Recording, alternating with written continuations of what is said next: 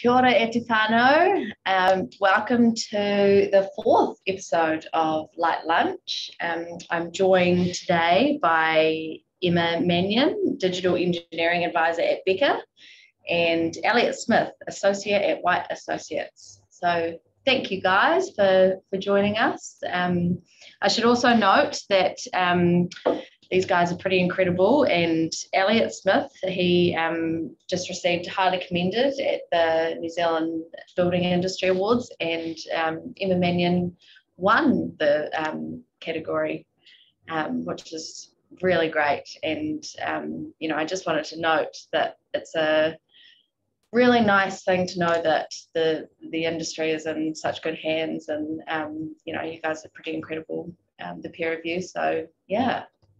Awesome stuff, and thank you guys for joining me today. Thanks for having us. Yeah, so we'll get started. How we roll here is we talk about what keeps us up at night. So Emma, do you want to kick us off with what is the first thing that keeps you up at night when thinking about the building industry? Yeah, sure. Thank you for having us. So coming from a BIM and a digital engineering background, the number one thing that keeps you up at night is the fact that there's a really big disparity in maturity for BIM and digital engineering in our industry. So between both clients and the industry itself, be it main contractors, consultants, subcontractors, and everyone in between. And that differs across the different parts of the sector too. So in the buildings world, typically our industry is a lot more advanced and our clients are really lacking behind. And then in that infrastructure space, it's in reverse. Our clients like KiwiRail are really driving this and really mandating it. And our industry is then struggling to kind of meet their requirements and their expectations. Ultimately, when we're not meeting each other's requirements or we're not getting what we're asking for, we end up with productivity losses, there's more variations, we've got unhappy clients, and yeah, that kind of is, that overall value just isn't being realized by all the different parties in between. Yeah, well, that would definitely keep me up at night too. And how about you, Elliot?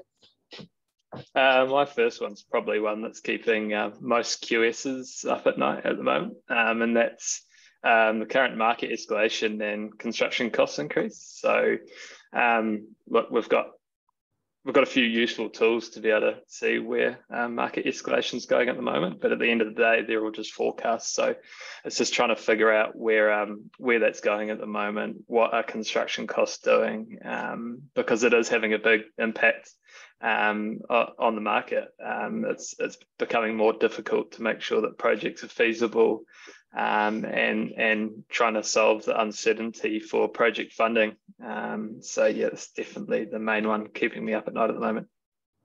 Are there any resources that you're using or that would be useful for our QS members that might have the same daunting dreams at night? Yeah, so there is the RLB construction cost indices forecast, which is a really useful tool for forecasting out. But we also in-house, we have our estimating and cost planning guys doing that in the background as well. Yeah, oh, cool. Oh, we might link that in our follow-up. Yeah. What's the second thing keeping you up at night, Emma? So the second one links pretty closely to the first, and I think it's something that anybody that's put together a tender in the last forever knows about, and that's unclear scopes and unclear briefs. It's common for anything that you're putting a tender in.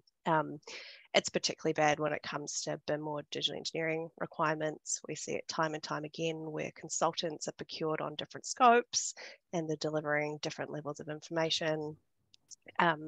Our main contractors aren't being provided the right information when they're tendering, and so they take on more risk, or they have to allow for more time or rework in creating that information, which is really wasteful. And then ultimately, when the tenders are coming in and there's a race to the bottom, clients aren't comparing apples with apples. So they're often picking the cheapest option, which ends up being the least valuable option in terms of long-term gain and long-term success. And then when they realize they're not getting what they want, there's more variations. And overall, it just ends up with this awful cycle of BIM or digital engineering equals more money. Whereas if you do it at the beginning, then it's a lot cheaper and it's a lot better to get good results at the end. Yeah. Is there anything that Becca are doing in that space to kind of change the way, or Yeah, we're working with a number of clients actually developing their procurement specifications. So having a full suite of documentation for when they go out for consultants, for their main contractors, making sure that everybody's signing up to the same requirements and they're all pricing the same way too. So then when they get it back, they might have tags if it's something that somebody can't meet the requirements of, but they at least know where those gaps are going to be. Yeah, absolutely. Elliot. So my second one would be retaining skilled workers in our industry and resolving the skills shortage. So we have so many talented young professionals in our industry, and we really want to try and retain them and bring them through and make sure that our industry stays super strong. But then it's also how do we entice more skills from overseas to come through and work in our industry as well. There's what they call the Great Resignation going on at the moment. So yes, it's just how do we keep those key people in our industry, just to keep the industry nice and strong and bring people up through the ranks. I think that's so important, and I'm sure a lot of people are dreaming or having nightmares about that at the moment. But it's I mean, the way of the future, right? The young people we need to foster but yeah, the overseas point of bringing people in, making them a part of it all, because that's so beneficial to get the overseas scope as well, to enhance what we're doing. Absolutely, yeah. All right, Emma, your third and final thing, which I'm sure you're dreaming about many a thing, but it's exactly the same as Elliot's number two. It's about growing and retaining really awesome and talented people. COVID's obviously put a lot of OEs on hold. We've seen a mass of people disappear off to beaches in Europe and doing all those fun things that they haven't been able to do for the last couple of years. But also the amount of people that have realized that they want to be closer to family, and New Zealand is actually a little bit far away. We're also in a bit of a tricky position where, unlike a lot of other engineering disciplines, we don't have 500 grads coming out of Auckland Uni every year that we can pick from. There aren't any real courses in New Zealand for what we do, so the skill shortage is it's real, and it's not a New Zealand thing, it's a international thing. So we're not just fighting in our own kind of country, we're fighting across the world for really good skilled people. One thing we have found actually is that historically BIM&D was on the skilled shortage list for immigration, but with the new green list, that's no longer included. So there's some work being done there around trying to get that back on again, because now it's even harder to bring in awesome people. And then retaining them and ensuring. Definitely. I mean, it's huge, and it's so important. I agree with both of you.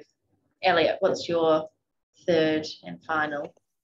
My third is what's the future of modular construction in New Zealand? So it's something that I've been working on for the last sort of 4 years on a major government project. And so, we have a lot of great suppliers for modular housing in New Zealand, and that seems to be taking off a bit, as well as initiatives from the Ministry of Education. They're starting to try and bring in modular design and modular build systems for classrooms and learning spaces. But it would just be great to see, see this takeoff in the commercial and industrial sectors.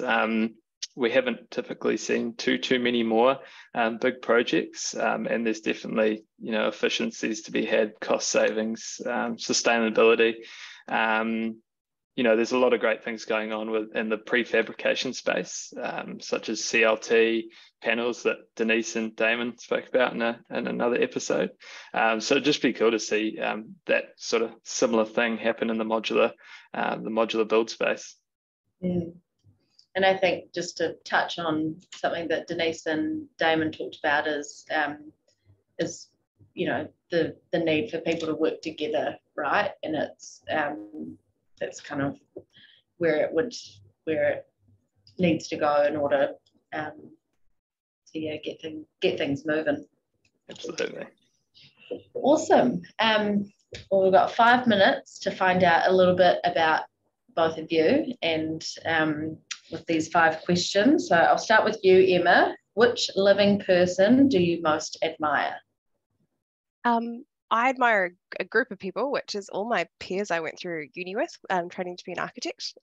Watching them go through the registration process is grueling. It's just horrendous amounts of work, and it's just it's incredible. They work so hard to get through it. So it's just I really admire the amount of work that they have to get in to do that.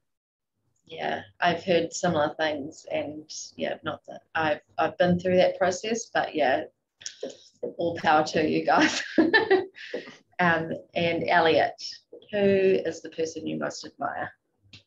Mine would be Daniel Ricciardo, Formula One driver for McLaren. So he's just such a positive guy.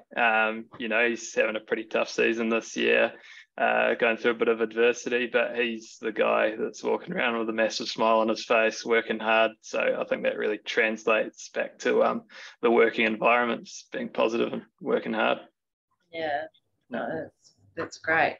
Emma, what is your greatest extravagance?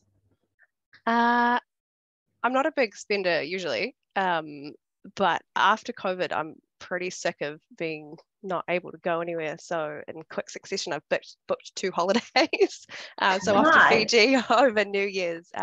But my partner's from the UK, and I've never met his family. So we're actually heading over for a month next year. The flight costs though were unreal. I could have flown business class pre-COVID for the amount of money that we've spent. So big expense. It's a sad reality because for someone like you with your partner with family over there, it's not a question of if you can. It's you got to go and you got to, but the flights are just horrendously expensive. So I think that's a must-have extravagance for you, unfortunately. If you go that far, you've got to make the most of it as well. Absolutely. And Fiji will be lovely. How about you, Elliot? What's your greatest extravagance? Mine would be mountain bikes. Living in Queenstown, it's pretty tough not to spend up large on a bike. So it's definitely mine. Good on you. And Emma, what is the talent you would most like to have?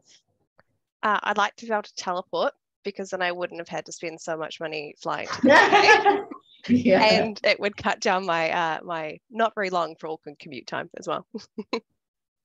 Makes sense. How about you, Elliot? Being musically talented would be high on the list. Yes. I'm sure my wife would like that as well. Yeah, I know when I first looked at these questions, I thought, I would love to be able to sing. I'm completely tone deaf, so that would be a desire. Emma, if you were to die and come back as a person or a thing, what would it be? I think I come back as a painter or a florist, just doing something creative every day and using your hands. I think would just be pretty awesome. So stress-free. Yeah. Like that. How about you, Elliot? It'd have to be my golden retriever, Hugo. He lives the dream. He lies around in the sun all day. He's just living the life. Yeah. I completely agree with that. And Emma, finally, what is your motto? It is that to grow yourself, you need to grow others. So real success is based off the success of others as opposed to an individual. Absolutely. And Elliot? Mine would be don't sweat the small stuff. You got to look at the bigger picture rather than worrying about all the little small things that at the end of the day probably don't matter too much. Yeah. And I think that's important you know, especially now, there's a lot going on in the industry and Yeah. a lot of stresses for majority out there, and people are feeling it, I think. So yeah, I mean, try not to sweat the small stuff if you possibly can. Awesome. Well, that's a wrap for our 4th episode of Light Lunch. Thank you so much, Emma and Elliot, and congratulations on your success at the awards. Yeah, as I said, just great for the future of the industry having you guys on board. In 2 weeks, we're going to be joined by Chris Goldsberry and Giselle Monfar from Aoraki Construction. So yeah, join us then, and yeah, Fly will be going out. But yeah, so ka kite anō, and thank you everyone. Thank you. Thank you.